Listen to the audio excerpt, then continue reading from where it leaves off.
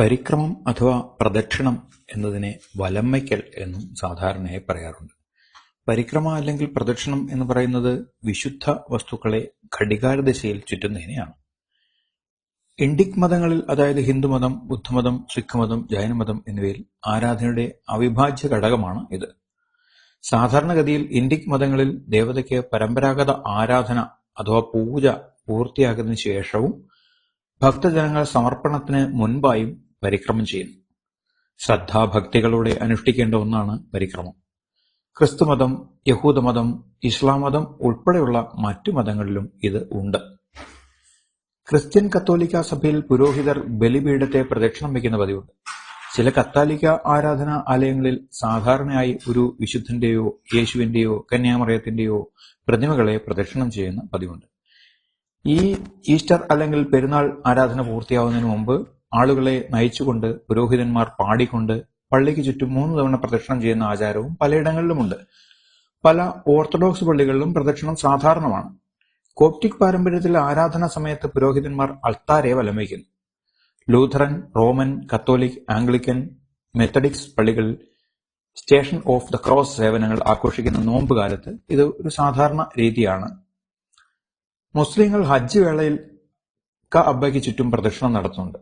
ഇതിനെ അവർ ത്വവാഫ് എന്ന് വിളിക്കുന്നു. ഹജ്ജ് സമയത്തെ പ്രദക്ഷിണം ഇതര മതങ്ങളിൽ നിന്നും വ്യത്യസ്തമായി എതിർ ഘടികാര ദിശയിലാണ് ചെയ്യുന്നത്. ഇന്ത്യയിലെ മതങ്ങളിലെ സമ്പ്രദായം അനുസരിച്ച് പ്രദക്ഷിണം എതിർ ഘടികാര ദിശയിൽ ചെയ്യുക എന്നത് ഒരു സംസ്കാര വേളയിലോ പിതൃകർമ്മ വേളയിലോ മാത്രമാണ്. യഹൂദ മതക്കാർക്ക് സുക്കോട്ട് ഉത്സവവേളയിൽ ഉത്സവത്തിന്റെ അവസാനമായ ഷൊഹാന റബയിൽ 7 പരിക്രമം ചെയ്യുന്നു. പരമ്പരാഗതമായി യഹൂദ വധുക്കൾ വിവാഹ ചടങ്ങുകളിൽ വരനെ ചുപ്പയ്ക്ക് കീഴെ പ്രദക്ഷിണം വയ്ക്കുന്നു. തീർത്ഥാടന ഉത്സവങ്ങളിൽ ഒരാൾ ജെറുസലേമിലെ ടെമ്പിൾ മൗണ്ടിലേക്ക് കയറുമ്പോൾ അവർ എതിർഘടികാര ദിശയിൽ പ്രദക്ഷിണം വയ്ക്കുമായിരുന്നു.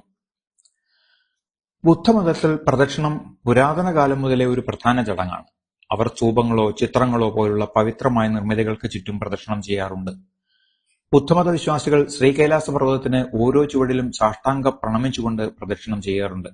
ഇതിന് ദണ്ഡപ്രദക്ഷിണം എന്ന് പറയുന്നു. സനാതനധർമ്മപ്രകാരം അഗ്നികുണ്ഡം, ക്ഷേത്രങ്ങൾ, ദിവ്യസസ്യങ്ങൾ, തീർത്ഥക്ഷേത്രങ്ങൾ, പുണ്യതീർത്ഥങ്ങൾ, പവിത്രമായ ഗിരികൾ, പുണ്യനദികൾ എന്നിവയ്ക്കൊക്കെ പരിക്രമം ചെയ്യുക ആചാരമാണ്. സർവ്വ ആചാരങ്ങളെയും തന്നിൽ നിന്നും അനന്യമായി കാണുന്ന ഭയരഹിതവും ആനന്ദപൂർണവുമായ നിലയിലേക്ക് എത്തുക എന്നതാണ് സനാതന ധർമ്മപ്രകാരം ഓരോ ജീവന്റെയും പരമമായ ലക്ഷ്യം.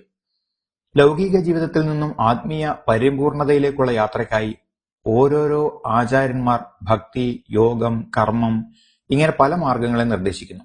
എല്ലാ മാർഗങ്ങൾ പരിശീലിക്കുന്നവർക്കും പ്രദക്ഷിണം ഒരു മുഖ്യ സാധന തന്നെയാണ്.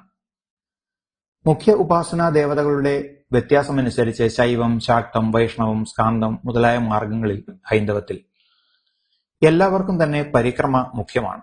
ശൈവർ ശിവക്ഷേത്രങ്ങൾ, തിരുവണ്ണാമല മുതൽ ശ്രീകൈലാസം വരെയുള്ള ഗിരികൾ, നർമ്മദ മുതലായ നദികൾ, മാനസ സരസ് തുടങ്ങിയ തീർത്ഥങ്ങൾ എന്നിവയുടെയൊക്കെ പരിക്രമം ചെയ്യുന്നത് വളരെ ശ്രേഷ്ഠമായി കരുതുന്നു.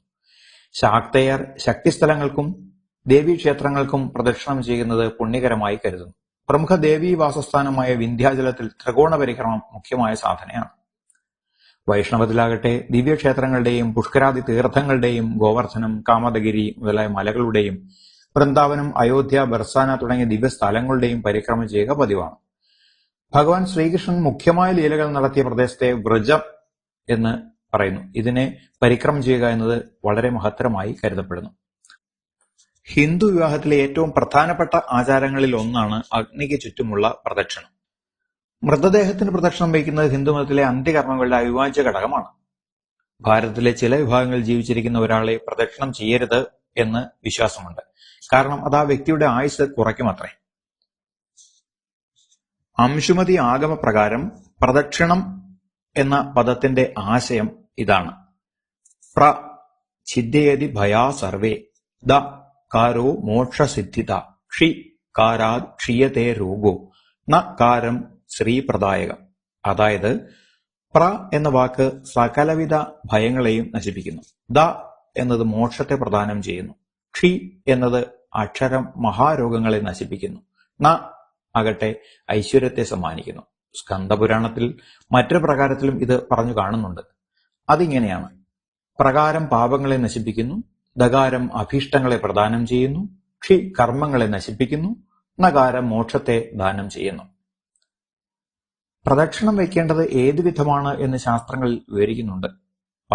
പദാന്തരം ഗച്ഛേത് കരോ ചലനവർജിതോ സ്തുതിർവാചി ഹൃദിധ്യാനം ചതുരംഗം പ്രദക്ഷിണം.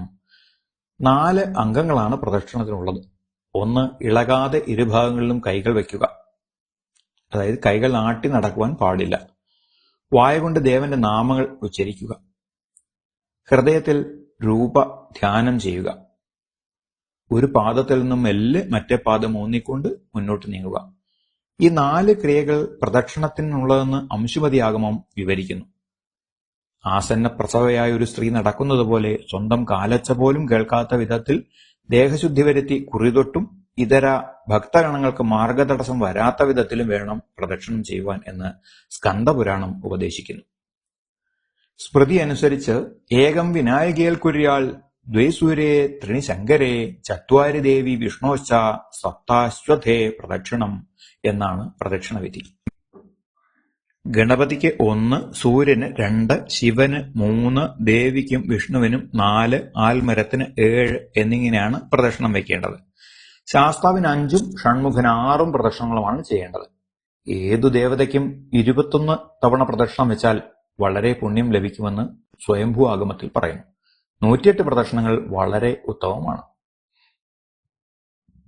ഭക്തിഭാവത്തിൽ പ്രദക്ഷിണം ചെയ്യുന്ന വ്യക്തിയിൽ ദൈവം പ്രസാദിക്കുകയും അനുഗ്രഹിക്കുകയും ചെയ്യുന്നു എന്ന് വിശ്വസിക്കുന്നു.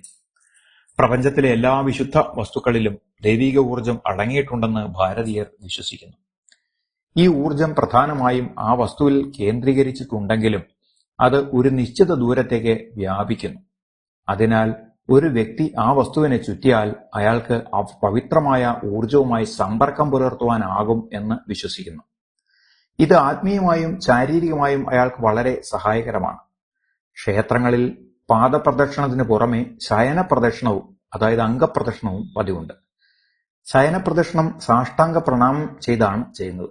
ശ്രീകോവിലിന് മുന്നിൽ സാഷ്ടാംഗ നമസ്കാരത്തോടെയാണ് തുടക്കം. സാഷ്ടാംഗ നമസ്കാരത്തിൽ ഭക്തർക്ക് അവരവരുടെ ശരീരത്തിൽ 6 ഭാഗങ്ങൾ നിലത്ത് സ്പർശിക്കുന്നു. നെറ്റി, നെഞ്ച്, വയറ്, കൈകൾ, കാൽമുട്ടുകൾ, കാൽവിരലുകൾ എന്നിവ നിലത്ത് സ്പർശിക്കുന്നു.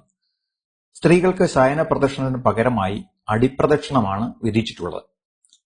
പദങ്ങൾ തമ്മിൽ അകലമില്ലാതെ ചേർത്ത് വെച്ചുകൊണ്ട് മുന്നോട്ട് നീങ്ങുന്ന രീതിയാണ് ഇത്. ഗോവർദ്ധന പരിക്രമയിലും മറ്റും ദണ്ഡ പ്രദക്ഷിണ പതിവുണ്ട്. ഓരോ അടിയിലും ദണ്ഡ നമസ്കാരം ചെയ്തുകൊണ്ട് ചെയ്യുന്നതാണ് ഇത്. ശിവക്ഷേത്രങ്ങളിൽ പ്രദക്ഷിണം ചെയ്യുന്നതിന് അല്പം വ്യത്യാസമുണ്ട്. സോമരേഖ മുറിച്ചു കടക്കാതെയാണ് ഇവിടെ പരിക്രമം ചെയ്യേണ്ടത്. ഭക്തർ പതിവ് പോലെ മുൻവശത്തുനിന്നും പ്രദക്ഷിണം ആരംഭിച്ച് വടക്ക് ഭാഗത്ത് അഭിഷേക ജലം പുറത്തേക്ക് വരുന്ന ഓവ് എത്തുന്നതുവരെ ഘടികാര ദിശയിൽ പോകുന്നു. തുടർന്ന് അവിടെ നിന്നും എതിർ ഘടികാര ദിശയിൽ മടങ്ങി മുൻഭാഗത്തെത്തി അവിടെ നിന്നും തുടർന്നും എതിർ ഘടികാര ദിശയിൽ സഞ്ചരിച്ച് വടക്ക് ഭാഗത്ത് ഓവ് വരെ സഞ്ചരിക്കുന്നു. ശേഷം ഘടികാര ദിശയിൽ അവർ മുൻവശത്തേക്ക് മടങ്ങുന്നു. ഇങ്ങനെ ഒരു പ്രദക്ഷിണം പൂർത്തിയാക്കുന്നു. എന്നാൽ കേരളത്തിന് പുറത്ത് എല്ലാ ശിവക്ഷേത്രങ്ങളിലും ഈ പ്രദക്ഷിണ രീതി അനുവർത്തിച്ചു വരുന്നില്ല. ദിവ്യങ്ങൾ എന്ന് കരുതുന്ന ആല്, വില്ലും, പിപ്പൽ, തുളസി എന്നീ സസ്യങ്ങൾക്ക് പ്രദക്ഷിണം ചെയ്യുക വിശേഷമാണ്. വീട്ടുമുറ്റത്ത് തുളസിത്തറ ഹിന്ദു ഭവനങ്ങളുടെ അവിഭാജ്യ ഘടകമാണ്. പ്രഭാതത്തിൽ തുളസിക്ക് നനച്ച് തീർത്ഥം സേവിക്കലും തുളസിത്തറയ്ക്ക് വലം വെക്കലും ഗൃഹസ്ഥകളുടെ ദിനചര്യകളിൽപ്പെട്ടതാണ്. ആൽപ്രദക്ഷിണം ഏറ്റവും പ്രഭാതത്തിൽ ചെയ്യേണ്ടതാണ്. വെയിൽ ഉറച്ചു കഴിഞ്ഞാൽ ആൽപ്രദക്ഷിണം പാടില്ല എന്ന് അഭിപ്രായമുണ്ട്. മൂലതോ ബ്രഹ്മരൂപായ മധ്യതോ വിഷ്ണുരൂപിണേ അഗ്രതോ ശിവരൂപായ വൃക്ഷരാജായ തേ നമഃ എന്ന മന്ത്ര ജപത്തോടെ ആൽമരത്തിന് 7 പ്രദക്ഷിണങ്ങൾ ദിവസവും ചെയ്താൽ ഐശ്വര്യ, പുത്ര, മോക്ഷാദി ഫലങ്ങൾ ലഭിക്കുമെന്നാണ് ശാസ്ത്രം.